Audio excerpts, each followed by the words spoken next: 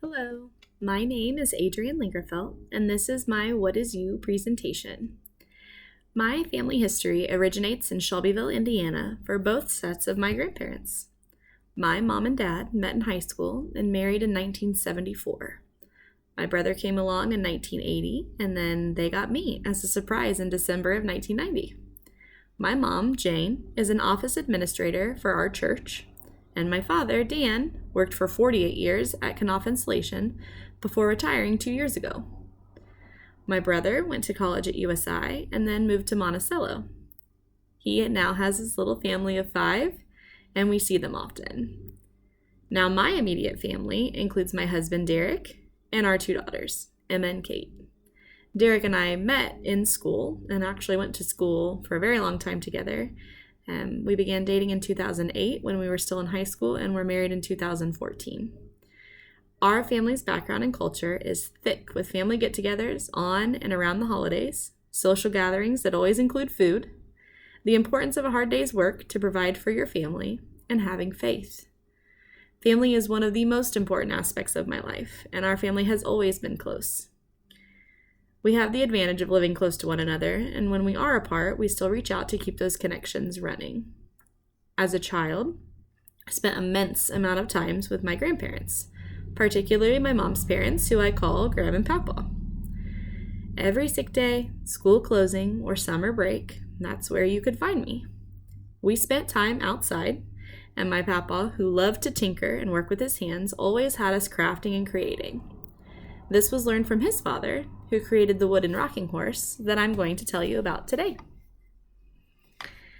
I want to share and explain why this artifact is so important to me. Family has always been a huge part of who I am and what I am teaching my daughters. This wooden rocking horse was created for my Gram by her father-in-law.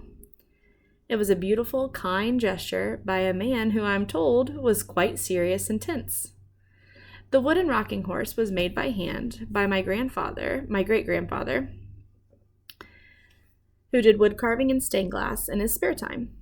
The yarn that you see was added by my great-grandmother, Ginger. It was given to my Gram as a gift after my mom was born.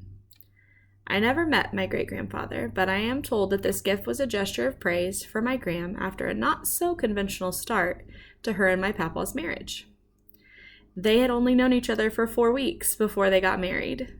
And due to work, they packed up 1 week later and moved to South Carolina before returning home to Shelbyville, Indiana, when my mother was born. This rocking horse sat in my mother's nursery and then her bedroom until she moved out of my grandparents' house. Then it was kept safe in the pink room that I got to play in as a young child whenever I would spend time at their house. I remember rocking it back and forth to hear the legs click and clack.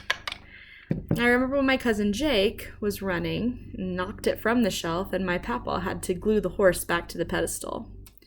Recently, my Gram moved into a nursing home, and she wanted me to come and look through her house for items that I'd like to keep. The rocking horse was one of the first things that came to mind, and when my mom said that she would like me to have it, I was thrilled to take it home. The rocking horse has always sat in my grandparents' home, from their family home on Windsor Drive, where my mom and her siblings grew up, to the 1-bedroom condo they moved into when my papa got sick. Now it sits in my home, where I can look at it often. It reminds me of the importance family has to me and the special connection between myself and my grandparents. As I raise my daughters, I will teach them the same lesson. They are blessed to know my Gram and have an amazing relationship with her. We spend as much time as possible as we can with her. When she's gone, this rocking horse will be a little piece of my childhood, that will now become a big piece of my daughter's. I hope that they will cherish it as much as I do, and then I can pass it on to them. Thank you.